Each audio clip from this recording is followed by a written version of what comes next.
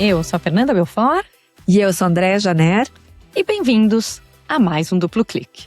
Dessa vez estamos em São Paulo, mas não por muito tempo, porque teremos um delicioso almoço no Rio de Janeiro no domingo com a nossa turma da China, né, Dea?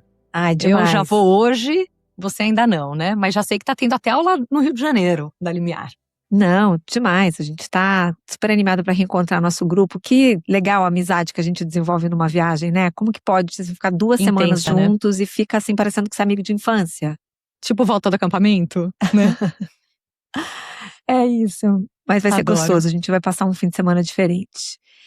Fê, o que você trouxe de bom essa semana, de novidades?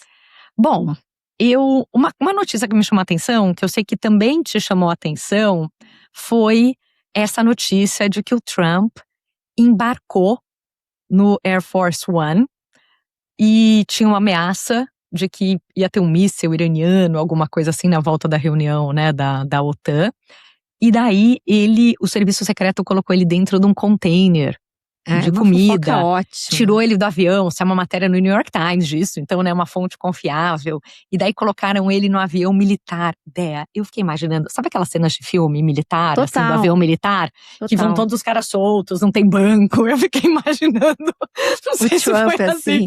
Eu fiquei imaginando o Trump ali, no meio daquela coisa toda, né?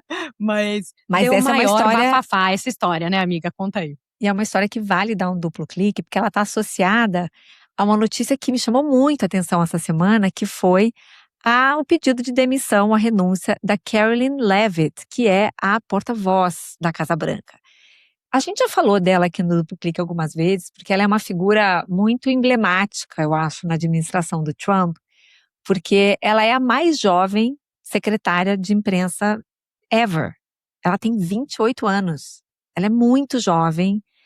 E assim, apesar de ela ser considerada uma bully, né? Os jornalistas não gostam dela, porque ela é muito bully, Dé. Ela é muito bully. Ela é muito.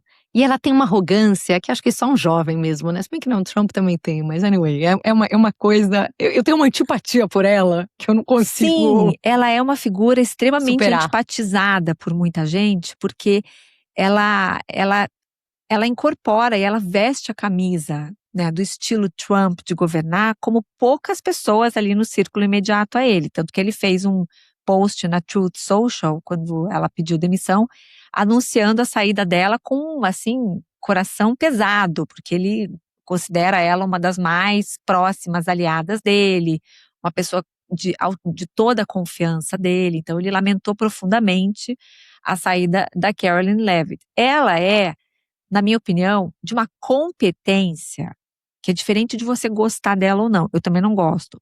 Mas eu acho ela de uma competência. Quem assistiu, assim, uma press conference dessas que ela lidera ali na Casa Branca, vai poder comprovar a rapidez de raciocínio dela, a maneira como ela responde firme, obviamente de um jeito super antipático.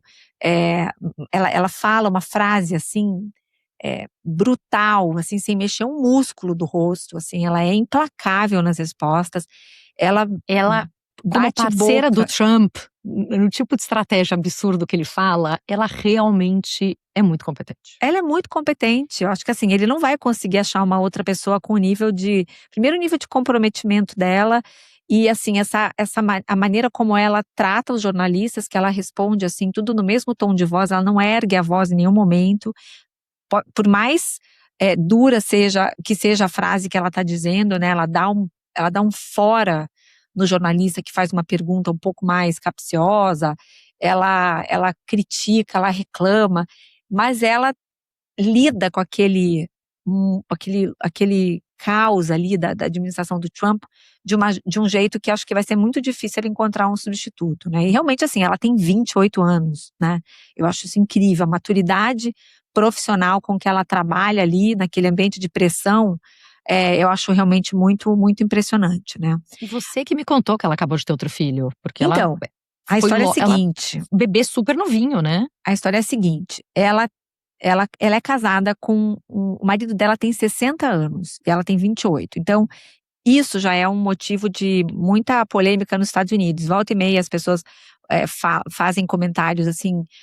um pouco maliciosos com relação ao casamento dela. Eu não sei exatamente o que o marido dela faz, nunca. Eu li, mas eu já esqueci o que ele faz, enfim, já tinha pesquisado um pouco esse casal, porque é um casamento realmente um pouco fora do padrão, digamos assim, americano, né? E ela realmente, assim, foi ter um filho durante, né, o trabalho dela. Ela teve uma filhinha, acho que ela tinha acabado de ter filho quando ela entrou, quando o Trump foi eleito, e ela agora teve outro bebê. Ela ficou em licença maternidade de abril até mais ou menos agora. Ela voltou tem praticamente um mês que ela voltou para o trabalho. E essa foi a justificativa oficial para o pedido de demissão dela. Ela disse que ela queria passar mais tempo com a família, e que por isso ela estava stepping down, né? Então, imediatamente começaram a, né, pipocar na internet teorias da conspiração. E elas são muito interessantes. A primeira é de que ela teria tido um burnout, né? Uma coisa meio depressão pós-parto, misturada, né, com a Amiga, momento.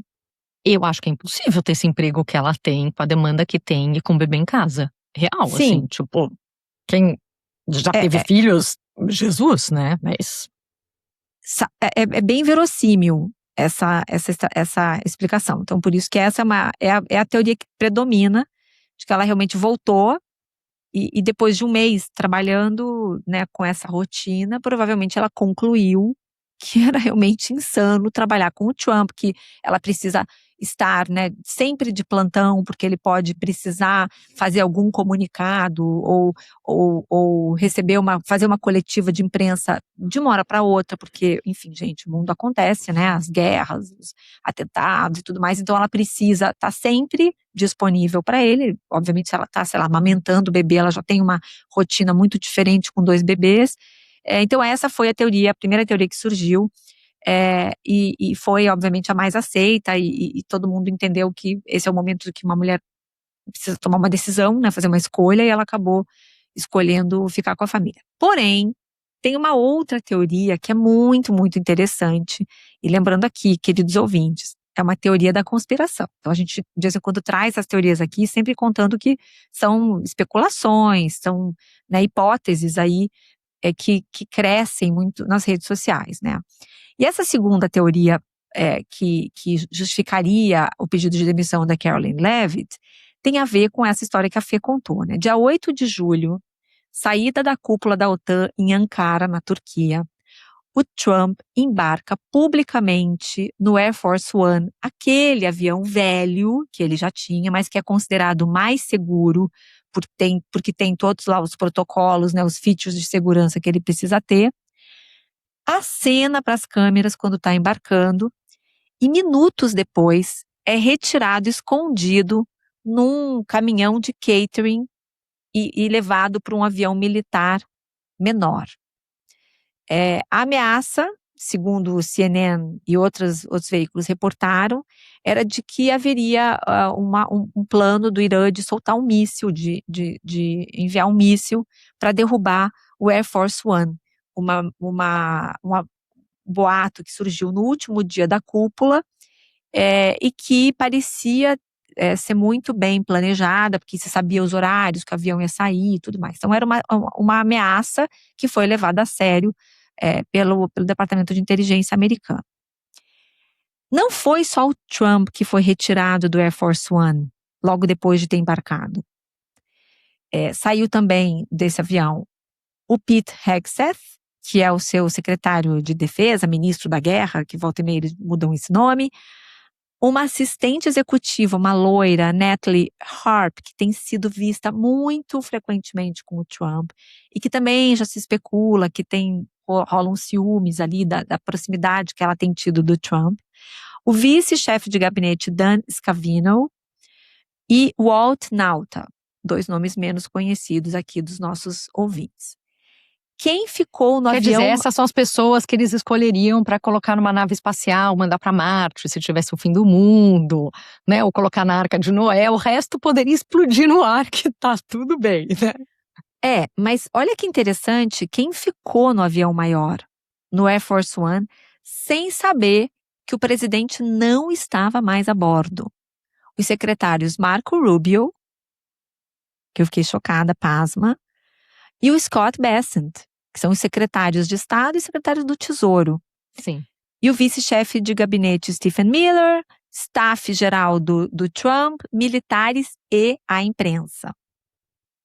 E o Air Force decolou como se fosse uma isca. E, enfim, tem filmagens que mostram o caminhãozinho de catering encostando, isso é público, isso estava visto, só que as pessoas não sabiam que ele estava sendo usado ali como um meio de transporte para extrair do Air Force One essas figuras, né? Só que isso aconteceu no início de julho, 8, 10 de julho, por aí, e essa notícia só veio à tona essa semana. A notícia foi divulgada essa semana que isso aconteceu, né? Essa denúncia, né, de que o Trump não estaria nesse voo. E no dia seguinte, a Caroline Leavitt pediu demissão.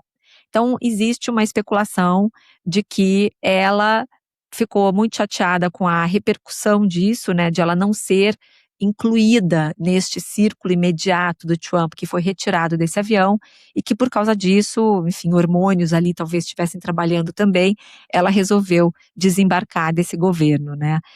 Também se especula sobre uma crise de ciúmes dessa assessora pessoal dele, a Natalie Harp, que ela está, enfim, enciumada com essa relação e que por isso ela resolveu sair. É uma teoria da conspiração, porque eu acho que se isso for verdade, o Marco Rubio e o Scott Bessent também tinham que pedir demissão, né? Porque eles foram jogados aí no abismo, né? Podia ser que essa ameaça se concretizasse, esse avião fosse abatido e de repente os Estados Unidos não tinham um substituto para o Trump, que eu também já pensei um pouquinho nessa teoria, porque o Marco Rubio possivelmente será o próximo candidato republicano depois do Trump, né? Só que como o Trump também quer ter um quarto mandato, talvez ele também estivesse se livrando de um possível concorrente, não? Então, mas você sabe que eu concordo com tudo que você está falando, e eu fiquei pensando, né, assim, quão certo ou errado isso é. E claro que moralmente tem um lado de falar, puxa, assim, como é que tinha uma ameaça, né? E essas pessoas não tiveram a informação e o poder de decidir se elas queriam estar nesse avião ou não. Por outro lado, não faz um pouco parte do jogo, quando você trabalha no governo americano, com o Sim. presidente, proteger o POTUS, President of the United States, é a prioridade do serviço secreto.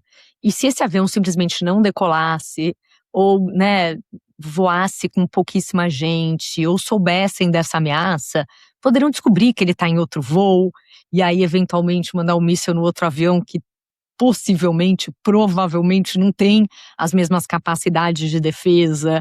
Então tudo isso está em volta, porque eu fiquei um pouco nesse dilema, né? Aí começaram a falar, não, mas o problema é que a imprensa não sabia que o presidente não estava a bordo.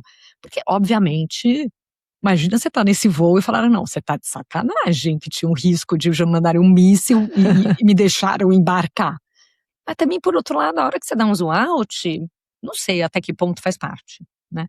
Aí também, né, amiga, tem um lado um pouco que assim, ela é mulher, ela tudo, aí vão falar que ela surtou, aí vão falar que foram os hormônios, aí vão falar que um monte de coisa.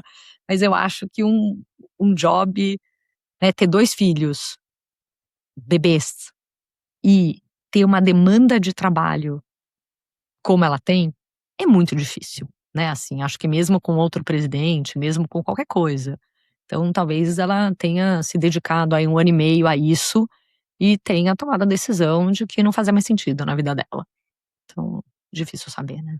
Não, concordo. Acho que a própria justificativa de realmente abrir mão desse cargo para cuidar da família é nobre e muito justificável, né. Como você falou, qualquer mulher que tem mais, né, tem filho, tem um filho, tem 2 filhos, sabe o quão difícil é você manter os pratinhos no ar com um trabalho que, enfim, 9 to 5, né. Imagina você ser porta-voz do presidente da república, que você precisa estar disponível, acho que 24/7, né. É uma tarefa realmente muito complexa. Odé, e fora isso, a gente não comentou quando eu estava preparando a pauta, mas a AOC, né, congelou os óvulos. Você viu? Sim, causou Então ainda teve furor. essa. Então também tá esse negócio, né, assim, de mulheres na política, filhos, o que tá certo, o que não tá. Então acho que também teve um pouco dessa discussão que tomou a mídia essa semana. Olha, eu não acompanhei tão profundamente essa história, mas ela já é uma uma figura bem midiática, né, nos Estados Unidos. Ela é uma deputada democrata, né, que é forte opositora do Trump, é um dos nomes, inclusive, cotados aí no Partido Democrata para eventualmente disputar uma presidência. Acho que não agora, acho que ela é considerada ainda muito jovem para esse papel aí, para essa importância. E ela é muito combativa, né? Ela é aquela deputada estilo militante, que não é um perfil tão moderado como eu acho que o candidato democrata nos Estados Unidos precisa ter um perfil um pouquinho mais moderado para poder agradar um pouquinho, para pegar um pouco desses republicanos que não estão felizes com o Trump, né? Então, acho que ela não seria imediatamente essa pessoa. Mas, interessante esse movimento, né? E ser um movimento público, né? De talvez encorajar outras mulheres a fazerem a mesma coisa, né? Ô, Dea, e falando em maternidade, agora chegou a hora de quem tá vendo ver que eu peguei uma nova puppy, que é a Lola, entendeu? Então eu tô agora na maternidade canina, apenas tenho oficialmente um canil, entendeu? E tô agora tendo que gravar podcast sendo, como é que fala, Dea, que a gente brinca que a gente é porteiro de cachorro, né? A gente tem hora que a gente tem que parar o podcast uns segundos, porque um cachorro quer entrar, outro cachorro quer sair, a Dea. Ai, gente, é uma eu tava loucura. nessa agora, ela tentando fugir aqui, a gente segurando. Mas, então, essa vida canina, Mas da maternidade canina. Mas teve um assunto interessante também que eu queria trazer, porque essa semana, não sei se você ficou sabendo, amiga, mas ontem eu fiquei praticamente o dia inteiro de cama. Eu tomei a vacina da herpes zoster, que é uma vacina obrigatória não, recomendada, né, por todos os médicos a partir dos 50 anos. Eu tenho 53. Então você imagina que há 3 anos que eu estou embromando para fazer essa vacina, porque eu fui avisada por todo mundo que era uma vacina que podia dar uma reação. E como viajo pouco, né, eu sempre tinha que achar uma janela entre as minhas viagens para poder ficar, né, não digo, pelo menos minimamente em casa aí alguns dias sem nenhum compromisso muito, muito sério para caso eu tivesse uma reação. Mas eu confesso que eu não dei muita bola para a história da reação, porque eu, graças a Deus, sou uma pessoa que fica doente muito raramente, assim, é muito raro alguma coisa me derrubar. Sei lá, eu tive Covid, também aquela Covid assintomática, né? Então eu sempre fui uma pessoa muito forte, acho que meu sistema imunológico é bom, então não levei muito, muito a sério essa história da reação, só evitei fazer perto de alguma viagem. E acabei fazendo quarta-feira à noite. E quarta-feira à noite eu fui dormir super bem, achando que realmente mais uma vacina que não mais uma coisa que não ia me pegar. Na quinta de manhã, ontem de manhã, eu tive uma palestra para fazer e acabei. é, Foi até uma imprudência ter tomado essa vacina na véspera de um bate-papo que eu tinha que moderar, e acabei começando a sentir uns calafrios, uma dor de cabeça no final da manhã de quinta-feira, logo que o evento tinha acabado, felizmente. E aí vem uma reação, assim, de muito, muito forte, uma moleza, uma dor no corpo, dor de cabeça, uma sensação, assim, de cansaço muito forte, e acabei ontem passando o resto do dia praticamente na horizontal, assim. Então, queria contar isso porque, em primeiro lugar, lembrar nossos ouvintes aqui, para aqueles que tiverem mais de 50 anos, da importância de tomar essa vacina de herpes zoster, mas alertar para fazê-lo talvez numa sexta-feira ou numa semana mais tranquila, porque é verdade, a gente realmente passa mal. Então, pelo menos o dia seguinte, eu recomendo que vocês tirem off, ou pelo menos fiquem trabalhando de casa, em atividades menos extenuantes, porque até para trabalhar assim, para pensar, para raciocinar, eu tive dificuldades ontem no final do dia. ô, Dé, mas você sabe que eu acho que a gente fica tentando achar um espaço na vida para colocar essas coisas, né? E mesmo eu, que sou sobrevivente de câncer e tudo vira e mexe, também paro para pensar e falar: não, peraí, eu preciso fazer isso? Então é o contrário, né? É assim, quando eu vou tomar a vacina e eu já vou mais ou menos bloquear a minha agenda de coisas que eu não posso eventualmente desmarcar, mudar e tudo para que isso caiba. Então acho que tem esse olhar.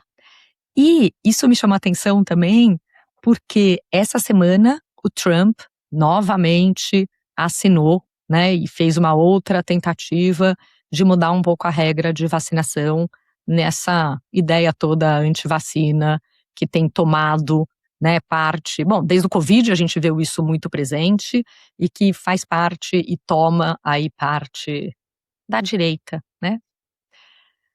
Só queria Ele, fazer um complemento, Fê, para a gente, antes de encerrar o assunto da herpes zoster, claro, vai. que eu acho bem importante trazer, que ainda muita gente não sabe e toma a vacina da herpes zoster apenas para se proteger da herpes zoster, que é, obviamente, uma condição muito chata. Quem já teve sabe a dor que é, né? Eu nunca tive, mas tem relatos, né, de pessoas que tiveram e que, assim, existindo uma vacina para evitar que você tenha herpes é uma coisa assim, né, uma dor muito forte, um incômodo muito grande. Então, existindo uma vacina, por que não tomar, né? Então, acho que essa primeira questão, só lembrando que é uma vacina cara, né, para quem for fazer, enfim, em farmácias, em clínicas de imunização, é uma vacina cara e ela tem 2 doses, então a gente passa mal 2 vezes, então não é nem só a primeira vez, a segunda vez você também vai acabar sentindo essa reação. Mas há muitos estudos recentes, inclusive um estudo muito forte que veio publicado na revista Nature, que é uma das principais publicações aí científicas no mundo, uma pesquisa feita por pesquisadores, um estudo feito por pesquisadores de Stanford, que analisou mais de 280 mil idosos no país de Gales, e encontrou um risco 20% menor entre os vacinados de ter demência. Então é mais um caso daqueles tão legais de descobrir, né, na ciência, que a gente fala isso, mais um caso, porque a gente tem falado muito dos GLP-1s, né, do Mounjaro, por exemplo, que acaba hoje sendo associado, né, tendo efeitos positivos contra outras questões também. Então, a vacina de herpes zoster, ela está sendo apontada como um possível aliado na redução dos casos de demência. Então, por isso que a partir de 50 anos todos os médicos estão recomendando. Então, vai muito além de realmente prevenir a herpes zoster. E como a gente tem falado muito de longevidade, de cérebro, acho que fica aqui a dica também para todos os nossos ouvintes não só comprarem papa-bolinha, mas também serem influenciados a cuidar da sua saúde. Maravilhosa, Bea. Mas, querida, voltando, né, aqui um pouco pro que eu estava contando, mas amei a sua novidade. Mas ele, na verdade, né, assinou essa nova política, coloca na categoria de vacinação recomendada para todas as crianças a proteção contra 11 doenças, contra 18 contempladas universalmente. Então, tem um monte de coisa que ele passa a não recomendar mais no governo americano. Eles mandam separar, e a possibilidade de oferecer separada vacinas, né, como sarampo, cachumba e rubéola, que é a tríplice viral, coisas assim, que são versões que nem estão disponíveis nos Estados Unidos, porque há tanto tempo que essas vacinas são dadas juntas, e acho que aí entra toda esta conversa sobre essa tendência, né, e essa crença da antivacinação. E entra o tema do autismo. A ordem executiva não falava nada sobre autismo, mas durante o evento em que ele assinou a ordem, o Trump voltou a relacionar suas preocupações com o número, a combinação e o espaçamento das vacinas ao aumento do autismo. E essa é uma associação que, durante décadas de estudos, não encontraram nenhuma relação causal. Então, obviamente, pode ter coisas que acontecem ao longo do tempo, mais pessoas tomam vacina. Ao longo do tempo, mais pessoas têm diagnóstico de estarem no espectro autista. Ao longo do tempo, mais pessoas têm celular. Ao longo do tempo, mais pessoas eventualmente andam de carro. Não necessariamente uma coisa é causa da outra, não tem nenhum estudo que mostre isso. A OMS, né, fez uma nova revisão da literatura em 2025, analisou 31 estudos primários e reafirmou que a evidência disponível não mostra relação causal entre vacinação e autismo, mas esse tema volta. E tudo isso acontecendo, né, Dea, no meio de um retorno do sarampo, que era uma doença que já não era mais realidade, nenhuma preocupação, no mundo atual. E em 2026, já foram mais de 2.500 casos confirmados até o dia 13 de agosto, né, superando a quantidade de casos de 25. E esse está sendo um tema forte que está acontecendo nos Estados Unidos e que agora está chegando no Brasil, né? A gente está voltando a ter campanhas de vacinação. Os adultos, como nós, pelo que eu entendi, tem a recomendação de tomar um reforço da vacina, talvez por não ter certeza se tomou as 2 doses quando era criança ou não. Então, né, tem alguns pontos aí, mas tem uma preocupação grande com essa volta do sarampo.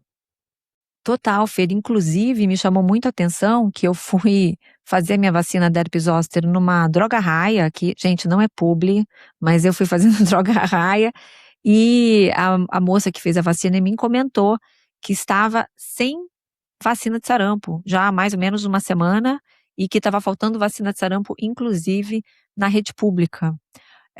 Ou seja, né, as Américas estão vivendo o maior avanço da doença em mais de 2 décadas, puxado pelos Estados Unidos, que atravessam o pior ano de sarampo desde 91 e que devem perder até o final desse ano o status de país livre da doença, né? Ela tinha sido erradicada e talvez eles percam esse status, né? No Brasil, realmente, o Ministério da Saúde está ampliando a vacinação e alertou para o risco de reintrodução. Enfim, então acho que a gente tem que voltar a pensar nisso. Eu acho que isso tem toda uma questão filosófica, né, Fê, da gestão do RFK Jr., né, no Ministério da Saúde nos Estados Unidos, uma figura para lá de polêmica, né, que introduz vários conceitos assim considerados assim retrógrados, né, uma figura muito assim, é inacreditável que um ministro da saúde, né, porque embora ele não tenha exatamente esse título, ele é a autoridade máxima de saúde nos Estados Unidos, tenha conceitos, né, propague conceitos como os que ele propaga. Ele já foi chamado para hearings no Senado, e as respostas dele são inacreditáveis, assim, a gente realmente, não só os Estados Unidos retrocederam muitas e muitas décadas no combate a doenças como essa, como o mundo inteiro, porque eles não põem em risco só os americanos, eles colocam em risco o mundo inteiro, porque doenças que estavam erradicadas em vários países estão voltando por causa de uma postura, né, de uma conduta liderada pelo governo americano, que, enfim, traz de volta verdadeiros pesadelos, né, para esses países. E aí eu acho que tem um tema super interessante, né, Dea, que esse negacionismo, ele não precisa vencer o argumento científico. Ele simplesmente, o que essas pessoas precisam fazer é colocar em dúvida, fazer a audiência desconfiar de quem está falando. Seja a Organização Mundial de Saúde, seja nas universidades, Anvisa, a imprensa, né? Então, entra em algo que vai além de o que eu acredito, por isso que não é um simples caso de desinformação, né? Desinformação é a falta de informação. A pessoa acredita numa informação falsa, você vai lá, mostra um fato correto, com uma fonte crível, tudo isso, e a pessoa muda de ideia. Aqui não é simplesmente uma desinformação. Aqui é realmente um negacionismo. E é mais difícil, porque a pessoa não quer acreditar naquilo. Não é com um fato. Isso acaba virando um ponto de identidade, né? Eu assisti um vídeo da Flávia Tavares no Meio essa semana falando um pouco sobre isso e é super interessante, porque a gente tá com esse assunto voltando à pauta, não só pelo tema do sarampo, mas tem essa identidade toda e essas pessoas voltando a falar, porque a gente está se aproximando das eleições, inclusive no Brasil. Então, acho que tem um tema aí político muito importante acontecendo. Total, total. Eu acho interessante trazer algumas informações aqui para entender o quadro nos Estados Unidos e por que a gente acaba sendo indiretamente afetado por isso, né? É bem curioso, assim, tem surtos acontecendo nos Estados Unidos, México e Canadá, que foram países que, coincidentemente, sediaram a Copa.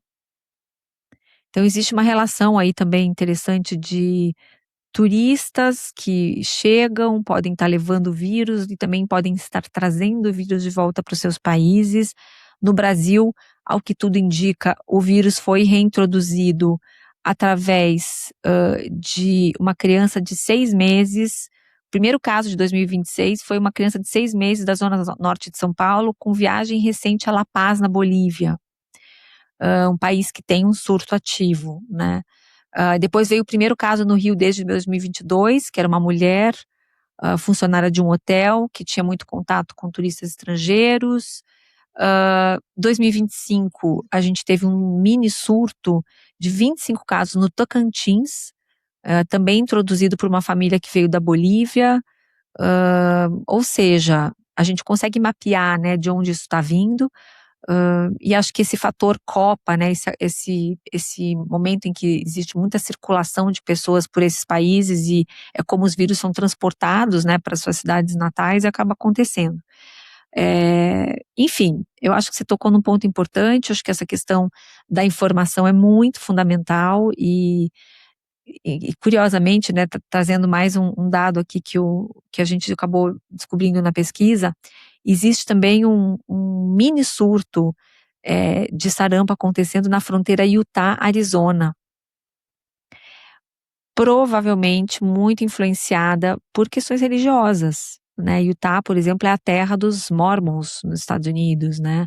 Onde existem várias restrições a alguns tratamentos e coisas assim. Então, existe realmente um componente nessa história toda que é cultural mesmo, né? Então, acho que a gente tem que ficar muito atento a isso e prestar muita atenção nesses calendários de vacina que às vezes a gente esquece e está totalmente vulnerável, exposto, né, a essas doenças que a gente já nem lembrava mais que existiam, né? O Brasil sempre foi um exemplo, o Brasil sempre foi uma referência mundial em vacinação, né? Acho que a vacina da polio é um case global, e agora a gente está aí de novo lutando para poder fazer frente aí, né, com o que a gente tem de vacinas a esse possível, uma possível explosão nos casos de sarampo aí no país, né? E uma coisa que a gente aprendeu com o Covid é que doença não tem fronteira.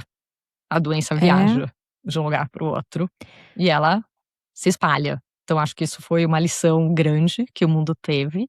E esse discurso anti-vacina, ele provoca, ele polariza, ele acaba nas redes sociais, gerando compartilhamento, produz um inimigo, fortalece um pertencimento. E quando você está ainda mais no mundo de mídia social, que a gente tem a câmera do eco, faz tempo que a gente não fala da câmera do eco aqui no podcast, né? Mas que você, pelo algoritmo, acaba só ouvindo ideias parecidas com a sua, fica muito fácil disso existir. Então, acho que tem aí um tema interessante. Não, e só para reforçar aqui, até porque o wording tem um peso, né? Às vezes os termos que a gente usa, a gente acaba falando de um jeito coloquial e muitas vezes não dá os nomes certos às coisas. Eu até queria corrigir aqui, sarampo não é erradicado. A única doença erradicada no mundo é a varíola. O que a gente chama, o jeito certo de chamar no Brasil, que é uma doença eliminada, que não tem circulação endêmica.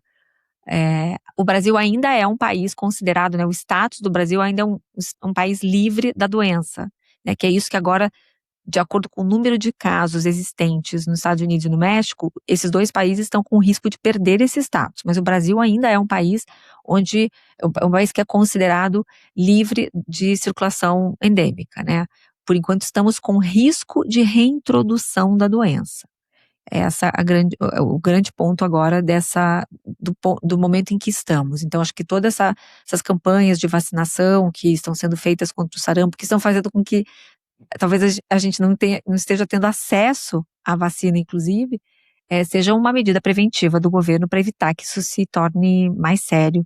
Aí que a gente esteja assistindo nos Estados Unidos um filme que a gente não quer ver passar aqui, né? Então, acho que é um pouco esse o ponto. Sim. E Dé, eu ouvi também um podcast essa semana do New York Times falando de TDAH. E eu acabei linkando, né, essas coisas todas na minha cabeça, porque na vacinação acabaram falando do autismo e realmente aumentou o número de crianças e de pessoas com diagnóstico de autismo. Então parece que isso realmente é verdadeiro, apesar de não ter a causa. E aí tem esse lance do TDAH, né, assim, que hoje parece que todo mundo tem TDAH.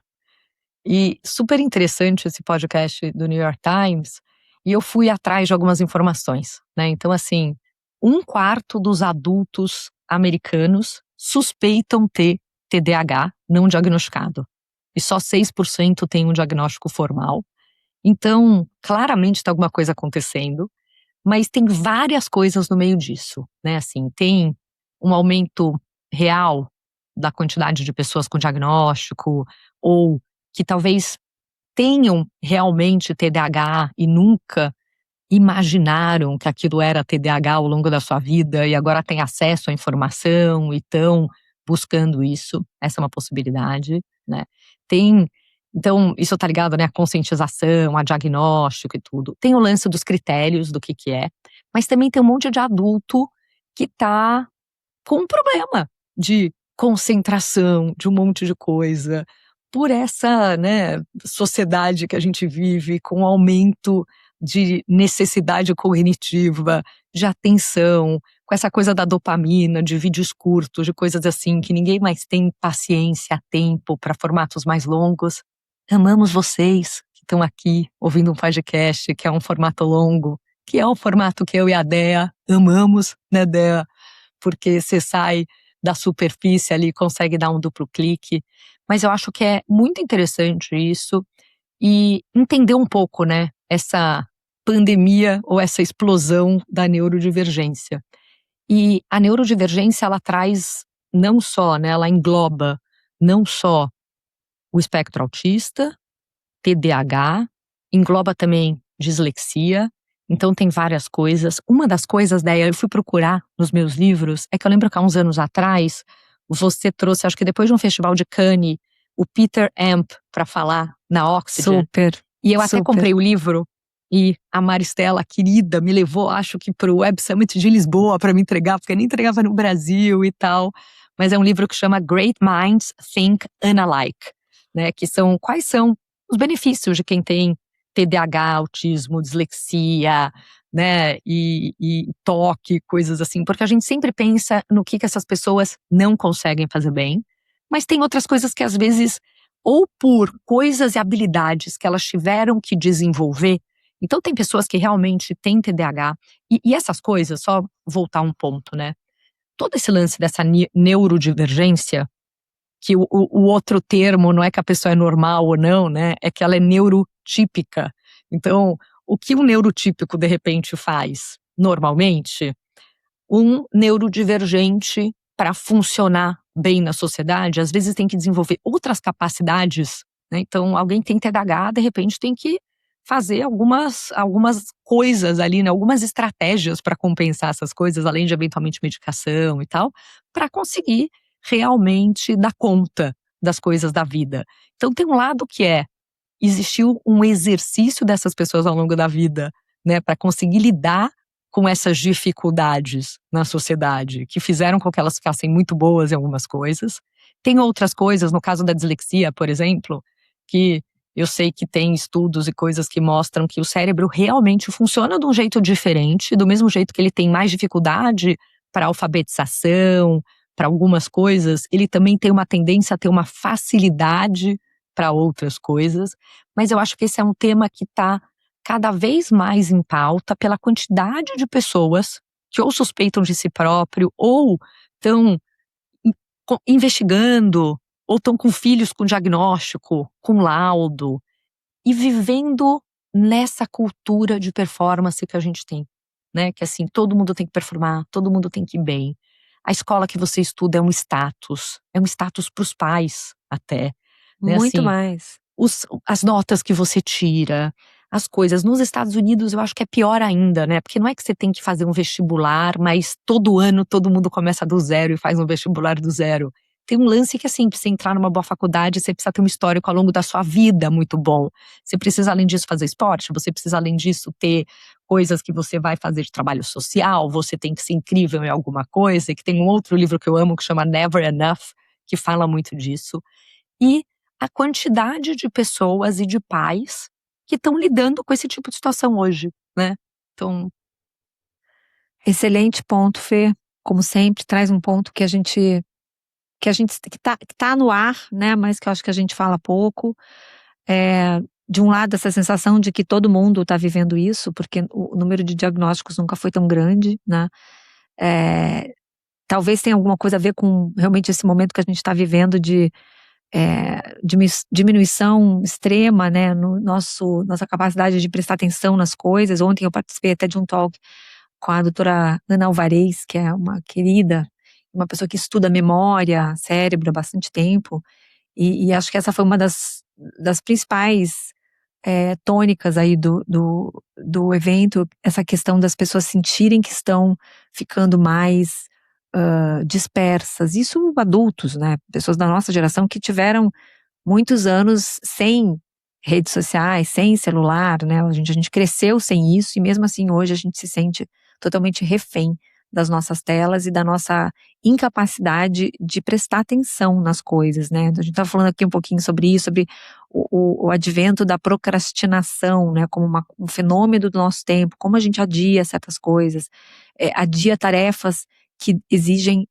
foco, atenção, dedicação. Eu vejo, por exemplo, quando eu tenho meus blocos de 1 hora para trabalhar, eu gasto, sei lá, 40 minutos dessa 1 hora tirando da frente coisas que eu recebi por WhatsApp, agenda que eu tenho que organizar, pessoa que pediu um horário para falar sobre um determinado assunto.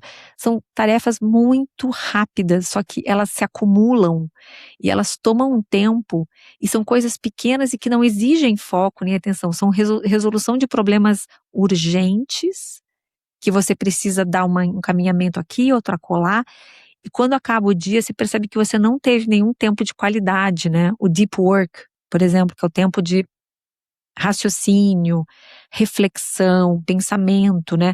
Acaba o dia, você não conseguiu ler um artigo inteiro do começo ao fim, você não conseguiu ouvir um podcast inteiro do começo ao fim, você não conseguiu ler um livro, ou ler páginas de um livro, né? A Ana Alvarez falou muito ontem que a gente deveria ler pelo menos 8 a 10 minutos por dia de uma leitura mais densa para treinar o cérebro. Enfim, são estratégias de aumento de atenção, de capacidade, de algumas áreas do cérebro que a gente está deixando para trás, né? Porque a gente realmente está focando em tarefas, né, que é o nosso dia a dia. Chega uma mensagem pelo Slack, chega outra pelo WhatsApp, chega um e-mail, e você fica num loop de responder essas coisinhas rápidas, e quando você vai ver, isso tomou 1 hora do teu dia, 1 hora e meia, e você não tem o tempo dedicado para isso. E para muitos de nós, o tempo de reflexão de deep work é à noite. Depois que você já devia ter encerrado o seu dia de trabalho. Muita gente para trabalhar mesmo depois do jantar. E é por isso que a gente tem visto níveis tão altos de estresse, de burnout, né? Porque a gente não está deixando as horas necessárias para esse engajamento com o trabalho, né? Com as atividades que demandam tempo, né? Com os hobbies, a gente está deixando para trás. Acho que a gente tem que fazer um duplo clique sobre isso. A gente estava falando aqui um pouco antes do bordado, né? Como a gente hoje não tem mais tempo para hobbies, né? O esporte deixou de ser um hobby, ele é uma obrigação hoje em dia. Se você não estiver fazendo musculação 3 vezes por semana, fazendo um aeróbico 2 a 3 vezes por semana, você não está cuidando da sua saúde. Então, também deixou de ser um prazer, né? Então, o dia que a gente coloca a atividade da leitura por lazer, né? O filme, nada disso mais a gente está priorizando. A gente está priorizando outras coisas. E acho que isso está por trás de toda essa crise aí que a gente estava comentando. E aquele negócio, né, que assim, por um lado, a IA tá ajudando a gente, por outro lado, o que sobra para a gente fazer que a IA não dá conta, tem uma demanda cognitiva maior ainda, e aí a gente acaba nem tendo tempo de fazer. A gente falou bastante isso, né, no último episódio.